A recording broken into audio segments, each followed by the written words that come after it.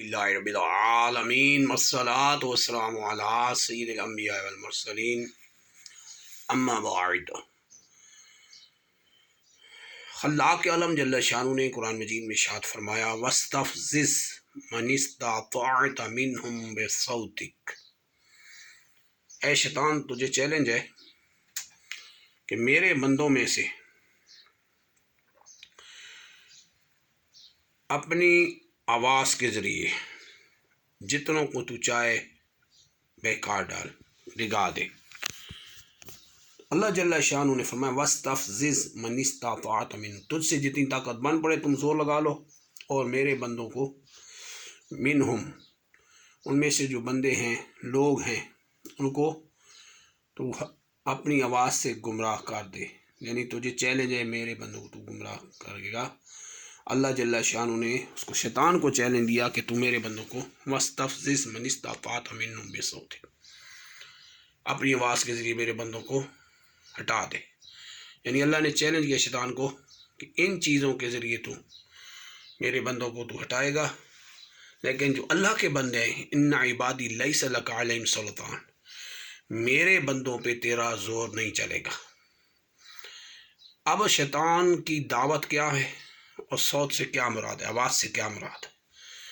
علامہ جلال الدین سیوطی شافی فرماتے ہیں اس کی تفسیر میں واستفزز من استطعت منہم بصوتک اے بالمزمار والطبل والمناکیر، یعنی آلات موسیقی کے ذریعے، ڈھول کے ذریعے اور غیر جو ناپسندیدہ چیزیں ہیں، جو ناپسندیدہ خلاف شرع چیزیں ہیں، ان کے ذریعے تو میرے بندوں کو ہٹا۔ اللہ جل شانہ نے شیطان کو یہ چیلنج دیا، اور آج حال دیکھیں کتنی جہالت ہے ہمارے معاشرے میں کہ برسوں سے برس سے یہ دیکھنے میں آ رہا ہے کہ سحری کے ٹائم اٹھانے کے لیے جو تماشا ہوتا ہے پورا شہر دیکھتا ہے۔ یہ ڈھولوں والی سرکاریں ڈھول بجاتے ہیں، ساتھ بینسری بھی بجاتے ہیں۔ ان کو کبھی کسی نے نہیں سمجھایا کہ یہ تم جس کو نیکی سمجھ رہے ہو یہ ناجائز و حرام ہے۔ یہ نیکی نہیں ہے کہ حرام کے ذریعے کسی کو اٹھایا جائے۔ آج کل موبائل ہیں، ہر چیز ہے، لوگ اٹھ جاتے ہیں، لیکن یہ ڈھول بجتے ہیں سحری کے ٹائم نعوذ باللہ، اور پھر سرنگیاں ساتھ بینسریاں بجا بجا کے لوگوں کو یہ اٹھا رہے ہوتے ہیں۔ تو یہ سارا تماشا کیا ہے؟ شہنائیاں بجتی ہیں۔ یہ وہ شیطان کے ہتھ کنڈے ہیں۔ اللہ جل شانہ جو شیطان کو چیلنج کیا تھا نا واستفزز من استطعت منہم بصوتک، ان بندوں میں سے جس پر تیرا زور چلے، گانے باجے کے ذریعے، آلات موسیقی کے ذریعے اور بینسری کے ذریعے، اور مناکیر یعنی جو ناپسندیدہ چیزیں ہیں ان کے ذریعے شیطان کو کھا کے تو ان کو سیدھے راستے سے ہٹا۔ چیلنج اللہ نے کیا۔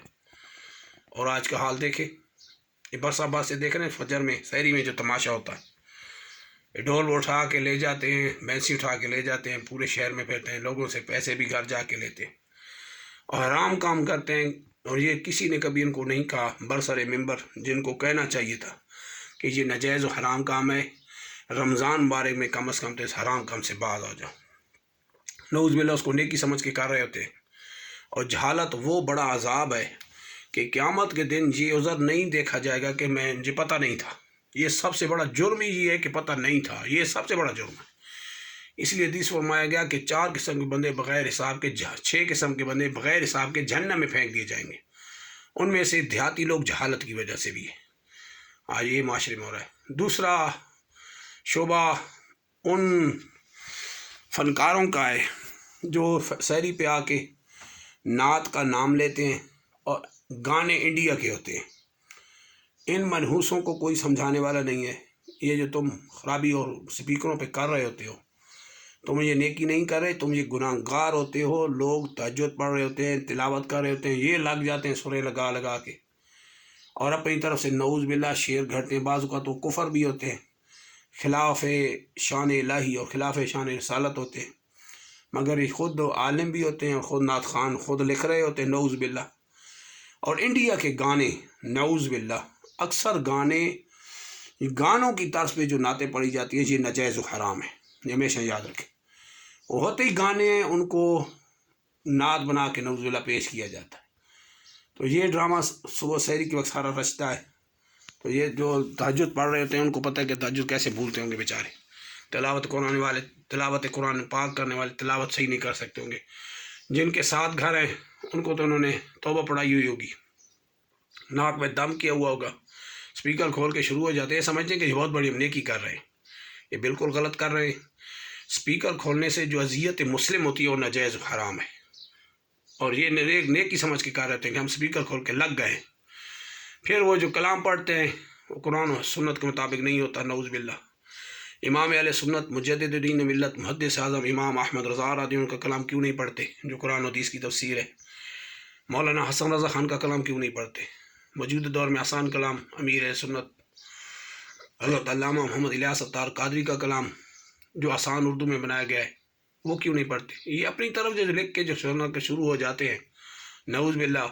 یہ نعت ہوتی ہیں، نعتیں تو نہیں، تو گانے ہوتے ہیں، گانوں کو نعتوں میں پھیر دیتے ہیں، تو جو سمجھنے والے وہ سمجھ رہے ہوتے ہیں، تو تماشا بنایا ہوا ہوتا ہے۔ صبح لگتے ہیں سحری پہ شور و غل، یہاں تک کہ فجر صادق ہو جاتی ہے۔ اب یہ کتنوں کی نیندیں تباہ کرتے ہوں گے، کتنوں کی سحری میں نمازیں خراب کرتے ہوں گے، جو تہجد پڑھ رہے ہوتے ہیں، جو تلاوت کر رہے ہوتے ہیں، مگر ان کو ہوش ہی نہیں، چونکہ سنیت صحیح سے سیکھی نہیں ہوتی۔ اور اس کو یہ سنیت کہتے ہیں کہ یہ سنی ہونا، یہ سنی ہونا نہیں ہے۔ اذیت دینے والا سنی نہیں ہوتا، خرافات کا ارتکاب کرنے والا سنی نہیں ہوتا۔ اس طرح کی یہ خرافات ہم لے آتے ہیں نا، تو پڑھا لکھا طبقہ یہ سمجھتے ہے کہ نعوذ باللہ سنی یا بریلوی ہیں اس طرح، حالانکہ ایسا نہیں ہے۔ اعلیٰ حضرت عظیم البرکت کی تعلیمات نہ کوئی کسی نے پڑھی ہے اور نہ سیکھی ہیں جو قرآن و سنت کے مطابق ہیں۔ اگر جو پڑھیں گے پھر پتہ چلے گا کہ سنی ہوتا کیا ہے۔ یہ تو ڈرامہ بنا ہوا ہے، پھر نام اس کو سنیت کا دیتے ہیں، پھر تماشا بنتا ہے معاشرے میں۔ تو ایسوں کو سپیکر ہرگز نہ کھولنے دیں، اور یہ جو اوپر والا سپیکر کھول کے شروع ہو جاتے ہیں نا، یہ بڑا تماشا پیدا کرتے ہیں، بہت تباہی مچاتے ہیں۔ ساری لوگوں کی تہجد اور جو تلاوت ہوتی ہے پڑھ ہی نہیں سکتا آدمی۔ پھر آگے سے گانے، سارے گانوں کی طرزوں پہ لگ جاتے ہیں۔ پھر گانے والے سنگر میں اور ان میں کیا فرق ہے؟ مجھے یہ بتائیں، فرق ہے؟ یہ ہمارے معاشرے کی وہ ناسور چیزیں جو ہم سمجھتے ہیں کہ یہ نیکی ہیں، نیکی نہیں ہوتی۔ یہ ہم الٹا چونکہ علم نہیں سیکھا ہوتا، یہ قرآن علماء اہل سنت سے پوچھے بغیر ہم جب شروع ہو جاتے ہیں نا تو اس کا نتیجہ یہی ہوتا ہے۔ تو سب سے پہلے دین سیکھے، عقائد کو بالدلائل سیکھے، پھر طریقہ کریں، تو پھر ہی سبھی نیکی کہہ رہے ہوئی۔ ورنہ یہ جو معاشرے میں ہم نے خرافات رائج کر رکھی ہے نا، اور بظاہر اس کو ہم نیکی سمجھ لیتے ہیں، وہ نیکی نہیں ہوتی۔ لیکن حقیقت میں جب شریعت اس کو سامنے رکھتی ہے تو شریعت اس کو نیکی نہیں کہہ رہی ہوتی، بلکہ ہم اس کو غلطی کر کے ہم گناہ کر رہے ہوتے ہیں۔ تو ان چیزوں کو معاشرے سے ہٹائیں، اہل سنت کو بدنام نہ کریں۔ اور اس طرح سپیکر پر شروع ہو جانا اور ڈھولوں والا کے ڈھول بجانا سحری پہ، یہ سب کیا ہے معاشرے میں؟ بدعات اور خرافات۔ اس کا نام اہل سنت نہیں ہے۔ اہل سنت قرآن و سنت پر عمل کرنے کا نام ہے۔